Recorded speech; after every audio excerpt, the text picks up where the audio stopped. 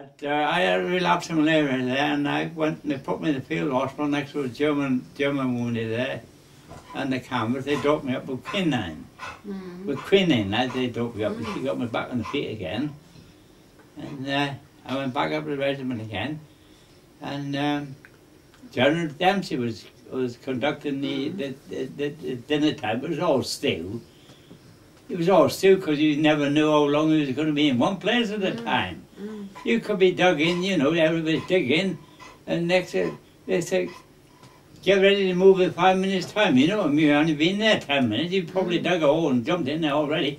You was on the move all the time. You know what I mean? So after that, did you... And he was conducting the queue, and I had my mess tin, 2 hours of mess tin there coming up, and he started rattling. And he recognised I was on a relapse from there coming on, see.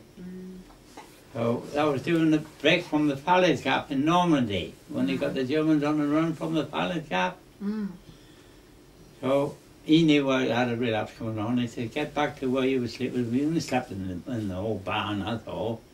You know, the guards all slept in the barn like that. And a party got me up to Brussels Airport. And there were so many wounded, dead and wounded in there, you had to step over bodies in the hospital in Brussels there. So this nurse out on my arm took me in the first ward, and there was wounded up in between, all the beds was taken.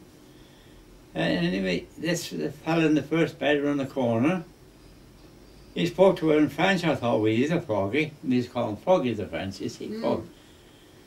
So she took me over, she went across and got the fella out of the bed, up right opposite him. There you are, Jock, he said, get in that bed quick, he said.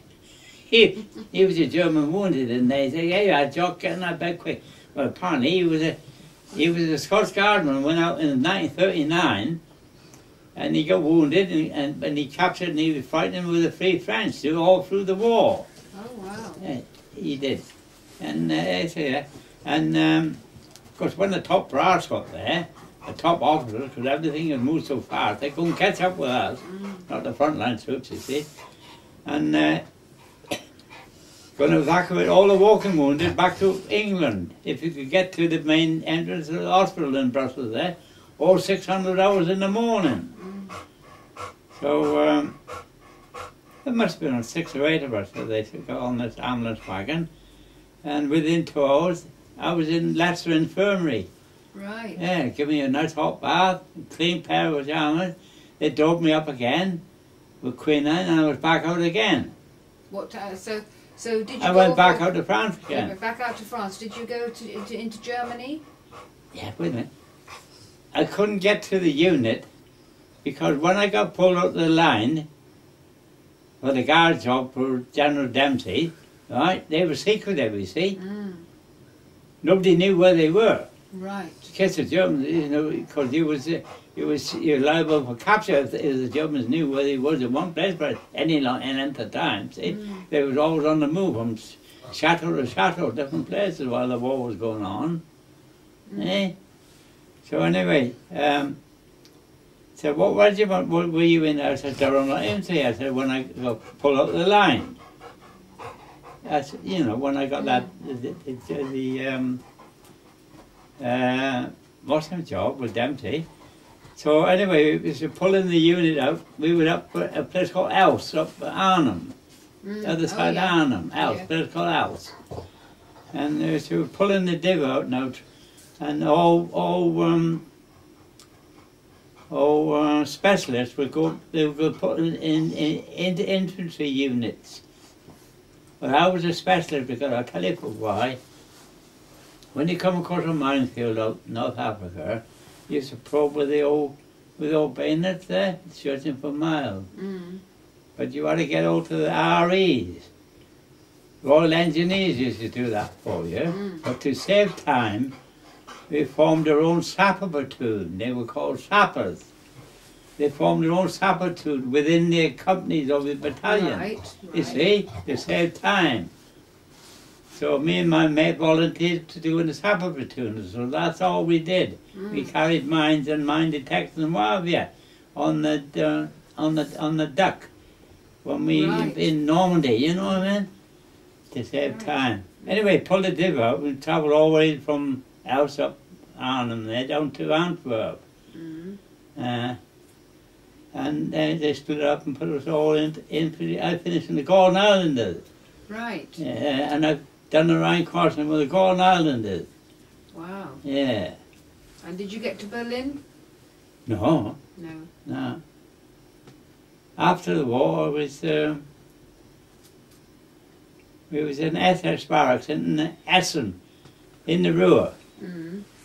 Sleeping in the barracks there. Oh, we used to be in SS barracks there. Right. Until I got demobbed. And And I then- never did any guards or anything. No.